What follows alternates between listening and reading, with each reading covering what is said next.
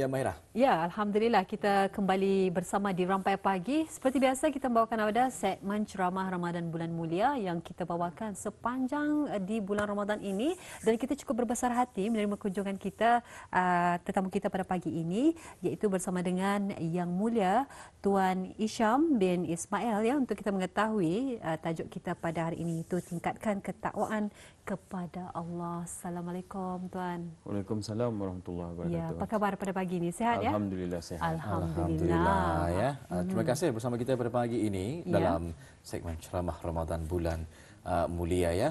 Belum terlambat rasanya walaupun kita ni sekarang sudah pun berada di penghujung bulan Ramadan tahun 1442 Hijrah untuk memperkatakan mengenai dengan tingkatkan ketakwaan kepada Allah Subhanahu Wa Taala ya. Tiada istilah sudah berada di penghujung baru tuan bercerita pasal ketakwaan. Jadi belum terlambat itu, sebenarnya. Itu tidak kita ingin dengarkan ya. Kerana tiada perkataan terlambat apabila menyebut berkenaan dengan meningkatkan ketakwaan kita ni kepada Allah Subhanahu Wa Taala ini ya. Baik, sebelum kita bertanyakan lebih lanjut lagi dan juga lebih mendalam mengenai dengan tajuk ini, kita serahkan dahulu kepada Ustaz Hisham ya untuk memberikan sedikit mukadimahnya berkenaan dengan tajuk kita pagi ini. Terima kasih. Assalamualaikum warahmatullahi wabarakatuh. Bismillahirrahmanirrahim. Alhamdulillahirabbil alamin wassalatu wassalamu ala asyrafil anbiya wal mursalin sayyidina Muhammad wa ala alihi wa sahbihi ajma'in, amma ba'd. Alhamdulillah, syukur kepada Allah Subhanahu wa taala yang pertama kerana diberikan umur sampai ke Ramadan hari ini. 23. Walaupun ni orang makin ke hujung sudah, tetapi adalah baik je untuk kita ni refresh our memory pasal puasa, pasal takwa khususnya. Kenapa tajuk ini begitu berkait, especially kehidupan ketika Ramadan ini?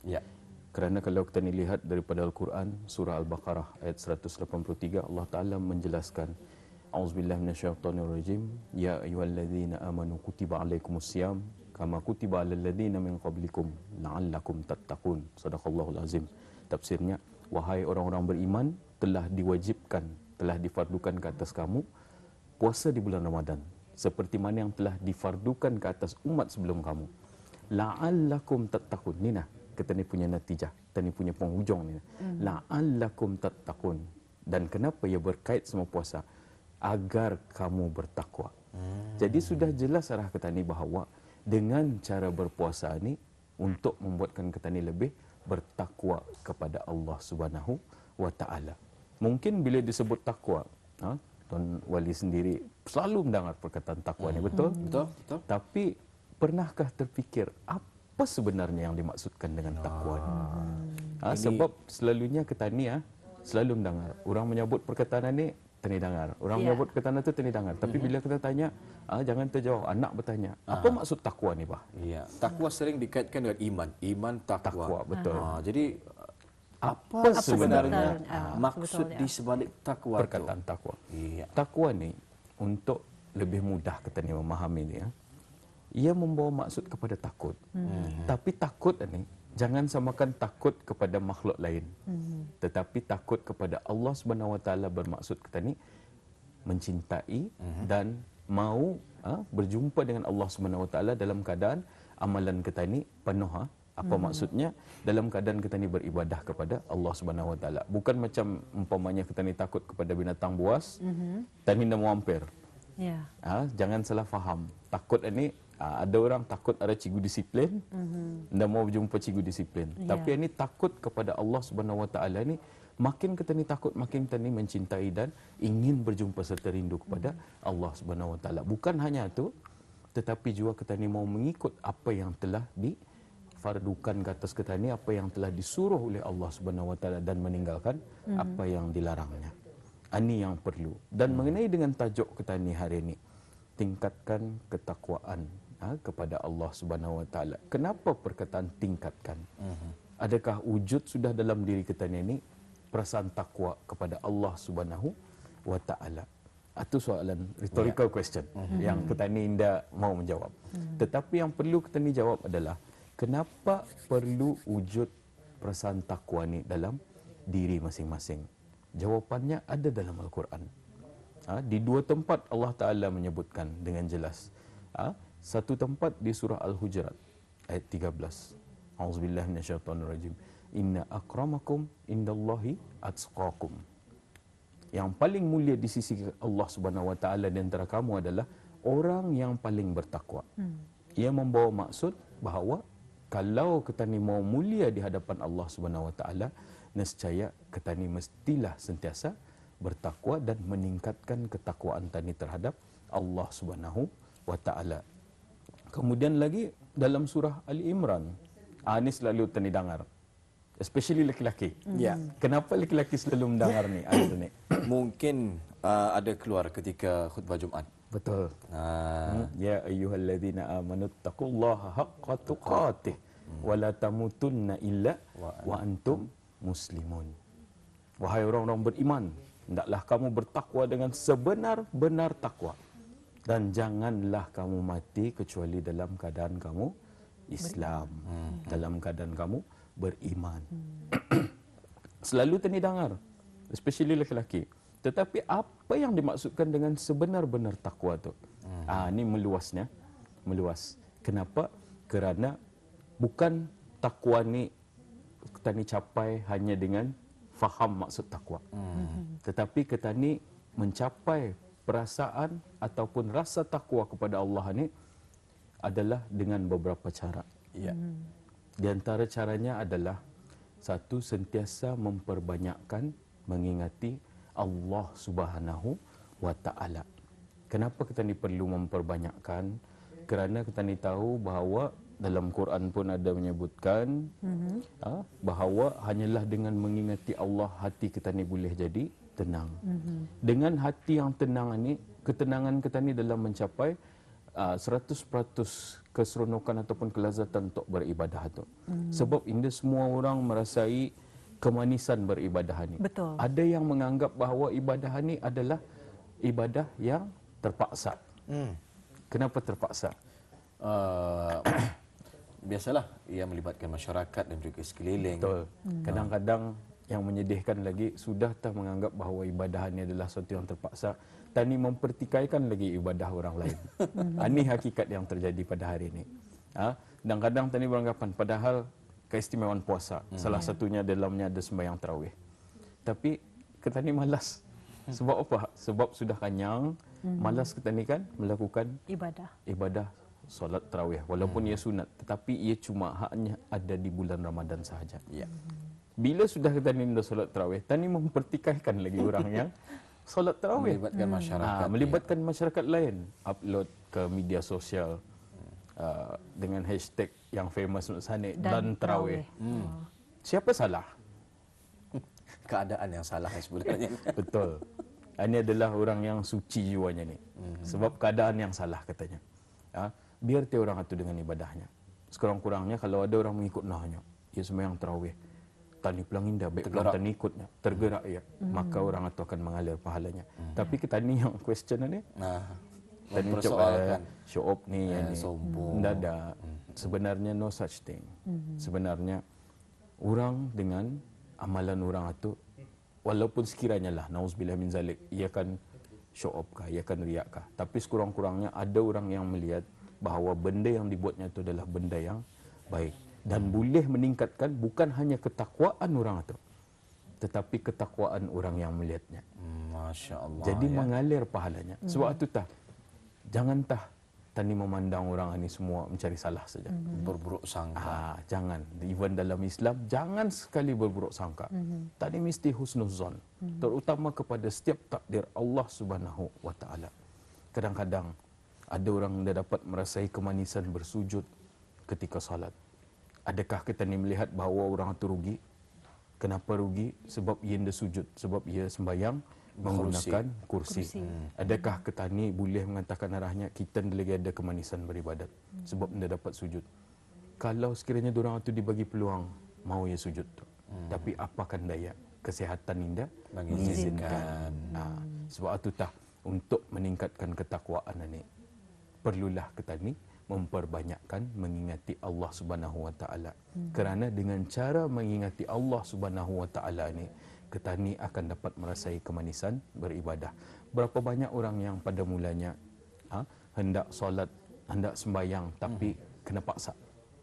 Bukannya ikhlas, ia kan sembahyang. Tapi lama-lama bila sudah ia balik-balik, melakukan sembahyang itu, akhirnya ia merasakan bahawa sembahyang itu adalah sesuatu yang dibuatnya kerana takwanya kepada Allah Subhanahu wa taala. Dan perlu diingat juga ada dua jenis manusia. Ya. Yang pertama, orang ini ia solat di awal waktu kerana ia hendak sabar untuk menjawab perintah Tuhannya. Ini yang pertama. Ya. Kategori yang satu. Dan satu lagi, orang ini awal solatnya di awal waktu kerana ia ingin melepaskan tanggungjawabnya itu untuk membuat perkara yang lain. Soalannya ketani di mana? Sebab ada orang menunggukan solat ini sebab dia sabarkan menjawab perintah Tuhannya. Ya. Dan ada lagi satu kategori, orang ini awal solat supaya ia dapat membuat perkara lain. Mindsetnya memang awal-awal. Awal habis. Awal lah. Ya. Jadi, adakah takwa terlibat dalam perkara ini? Untuk menentukan ketani di mana? Perlu Kurang pasti. Ya. perlu sebenarnya ketani tahu bahawa tujuan Allah menciptakan tani di muka bumi ini tidak lain tidak bukan hanyalah untuk menyembah Allah Subhanahu wa taala. Kalau sudah ketani dalam keadaan menggagas, menggeragas, bacaan dah ketani. Cek especially waktu tarawih ni. Kadang-kadang pasalkan menguyung, akhirnya bacaan ketani jadi indah, kucar kacir. Sedangkan tarawih sendiri bawa maksud istirahat. Berehat betul artinya. Sekarang Rasulullah berehat ni dengan solat ini. Tapi apakah ketani hanya pasalkan menguyung masa? Sedangkan ketani solat ini mengingati Allah untuk meningkatkan ketakwaan tani kepada Allah Subhanahu wa taala. Itu yang pertama. Cara untuk meningkatkan ketakwaan. Ya. Kemudian lagi cara yang kedua adalah dengan mengikut sunnah Rasulullah sallallahu alaihi wasallam. Jangan sesekali ditinggalkan ni sunnah Rasulullah sallallahu alaihi wasallam ni. Biarpun sunnah itu kecil, sekecil-kecil sunnah atau sebesar-besar sunnah, jangan diperkecilkan. Walaupun tani anda melakukan sunnah tersebut, mungkin anda ada kemampuan, anda ada kesempatan, tapi jangan menghina orang yang melakukan sunnah Rasulullah sallallahu alaihi wasallam ni. Ada banyaknya caranya. Dan yang akan saya petik yang berkait dengan kehidupan kita ni seharian. Wa man kana yu'minu billahi wal yawmil akhir falyakul khairan aw liyasmut. Barang siapa beriman dengan Allah dan hari akhirat, falyakul khairan, maka berkatalah yang baik. Aw liyasmut, atau diam. Kerana diam itu lebih baik. Kenapa ia berkait dengan kehidupan tani seharian? Sebab manusia ni macam mana bah? Komentator tidak berbayar. Ada saja kan di komennya. Ada saja kan dikritik. Ada saja kan dikritiknya. Ada saja kan dikomplain-komplainnya. Kadang melihat orang berjualan ni komplain, melihat orang berjualan tu komplain. Sedangkan ni puasa ni untuk meningkatkan ketakwaan. Sebab itu tah ikut sunnah Rasulullah sallallahu alaihi wasallam. Ikut cara Rasulullah sallallahu alaihi wasallam, ikut pesanan Rasulullah sallallahu alaihi wasallam. Dan salah satu tu pesanannya tu kalau ada perkataan yang baik, maka lebih baik kita ni berdiam diri. Kenapa kita ni berdiam diri? Sebab menjaga lisan. Tapi hakikatnya hari ini bukan lisan saja yang bergerak. Betul. Tapi tangan kita ni, jari tulisan kita ni, jari kita ni, semua bergerak. Sebab itu pastikan apa yang kita ni forward itu jangan sampai ia berbalik semula terjadi arah diri kita ni sendiri. Sebab kita ni faham bahawa katanya ni bukan buka aib. Ni yang mahal ni, ni bukan buka aib ni. Tapi membuka tersudahnya. Ini untuk toladan orang lainnya. Tapi kandung arah diri sendiri, kandung arah keluarga sendiri. Kita ni petik selalu tu jangan kamu buka aib orang, nescaya Allah akan menutup aib kamu. Tapi itu tu hakikatnya bah. Macam mana kehidupan kita ni? Kalau hanya kita ni kan sentiasa membuka aib orang, kalau kita ni sentiasa menulis tulisan ataupun apa namanya posting ataupun tani posting ke media sosial, syukur-syukur dapat like ke namanya supaya dapat like dan sebagainya. Kalau ia mengongsikan sesuatu yang baik, atau alhamdulillah. Sebab setiap kita ni akan dipertanggungjawabkan dengan apa yang kita ni lakukan. bukan hanya sekecil perkara betul. Sebesar-besarnya, sekecil-kecilnya, bukan hanya apa yang keluar dari lidah kita ni, tetapi juga apa yang kita ni lakukan, sama ada dengan tangan, dengan kaki. Bila sudah benda macam ni kita ni lakukan tanpa kita ni sedari bahawa sebenarnya ada lagi satu hadis Rasulullah sallallahu alaihi wasallam, khususnya tempoh puasanya, berapa ramai orang itu yang berpuasa itunya tidak mendapat apa-apa melainkan lapar dan dahaga sahaja. Sebab tempoh puasa pun kan marah-marah, tempoh puasa pun kan suuzon, tempoh puasa pun kan bermusuh, memutuskan silaturahim dengan orang lain. Jadi di manatah ketakwaan, di manatah kita ni punya keimanan untuk kita ni persembahkan di hadapan Allah Subhanahu wa taala. Sebab tujuan hidup kita ni indah lain, macam yang saya sebutkan tadi, Al-Quran menyebutkan, yang paling mulia di sisi Allah di antara kamu adalah yang paling bertakwa. Iya, baik ya. Saya suka mengongsikan ni Ustaz pada pagi ini ya. Surah Al-Anfal ayat 29. Tafsirnya di sini.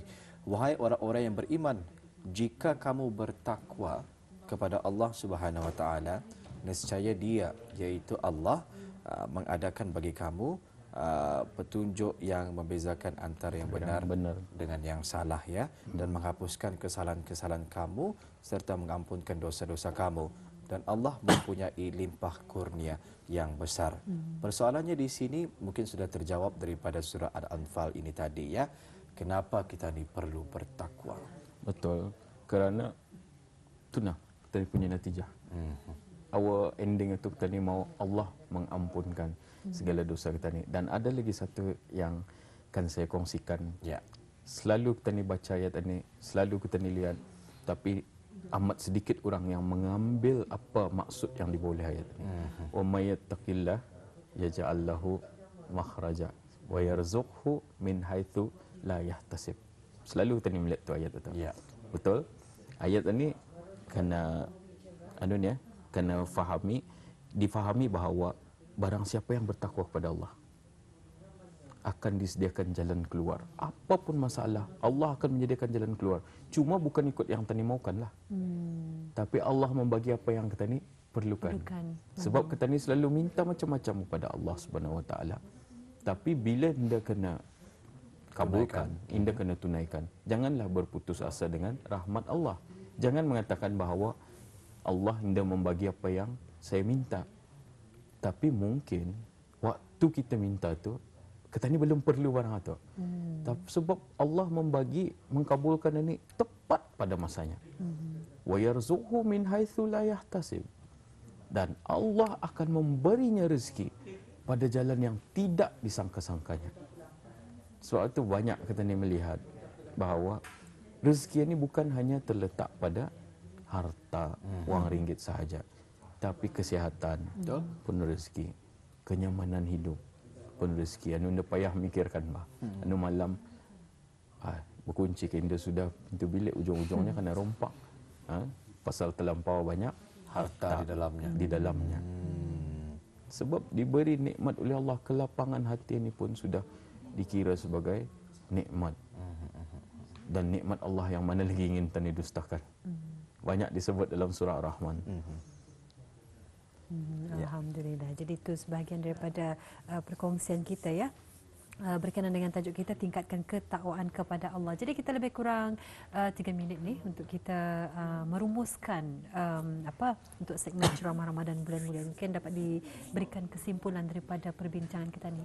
Terima kasih Ustaz. Puan. Jadi sebagai rumusan, sebagai natijah daripada perbincangan kita ni pada hari ini, kita ni sebagai manusia sudah tahu apa yang dimaksudkan dengan takwa. Kita ni sudah faham apa tujuan kita ni diciptakan oleh Allah Subhanahu Wa Taala, tidak lain dan tidak bukan hanyalah untuk menyembah Allah Subhanahu Wa Taala. Cuma mungkin belum timbul kesedaran kepada kita ni sebagai manusia ni untuk mengikuti apa yang telah diperintahkan oleh Allah Subhanahu Wa Taala, apa yang telah dibawa oleh Rasulullah Sallallahu Alaihi Wasallam. Sebab semua perkara ni kita ni perlu untuk memahami, kita ni perlu untuk melakukan apa yang disuruh ni, tidak lain dan tidak bukan hanyalah kerana kita ni mau bahawa kita ni bila sudah kembali ke rahmatullah, bila sudah menghadap Allah Subhanahu Wa Taala, kita ni mau dimatikan dalam keadaan husnul khatimah. Kita ni malar berdoa, Allahumma khtim lana bihusnil khatimah. Tapi adakah kita ni mencapai ataupun mencari jalan untuk kita ni supaya husnul khatimah sahaja? Adakah cukup hanya kita ni meminta supaya dikuatkan ketakwaan dalam diri ini kepada Allah Subhanahu Wa Taala tanpa kita ni berusaha? Ini adalah kesilapan kita ni sebenarnya. Kenapa kita ni silap? Kerana semua apa yang kita ni inginkan ini, kita ni perlu bukan hanya kepada doa sahaja, tetapi juga kepada usaha. Sama macam sekiranya kita ni ingin berjaya dalam peperiksaan, kita ni perlu mengulang kaji. Sekiranya kita ni ingin berjaya dalam kehidupan, kita ni perlu melihat kepada Al-Quran. Bukan hanya membaca sahaja, tetapi fahami apa yang dibawa oleh Al-Quran, fahami maksud yang tersirat dalam Al-Quran, dan yang paling penting untuk kita ni sentiasa melakukan apa yang disuruh dan dilarang oleh Allah Subhanahu wa Ta'ala. Masya Allah ya. Itulah perkongsian bersama dengan Yang Mulia Ustaz Isham bin Ismail. Tidak terasa ya. Masa berlalu begitu cepat Kalau dapat sekali. dilanjutkan lagi masa tu untuk kita mengetahui lebih lanjut lagi. Tapi nampaknya kita ni sudah pun berada di penghujung rancangan Rampai Pagi ya. Iya. Tingkatkan ketakwaan kepada Allah Subhanahu Wa Taala. Mudah-mudahan kita ni dapat mengambil sedikit sebanyak pengajaran ya, dan juga iktibar daripada apa yang telah pun disampaikan oleh Ustaz Isham tadi ya. Ustaz, insya-Allah jika ada kesempatan kita akan bersama lagi lain waktu dengan tajuk yang lain pula. Assalamualaikum. Waalaikumsalam warahmatullahi wabarakatuh.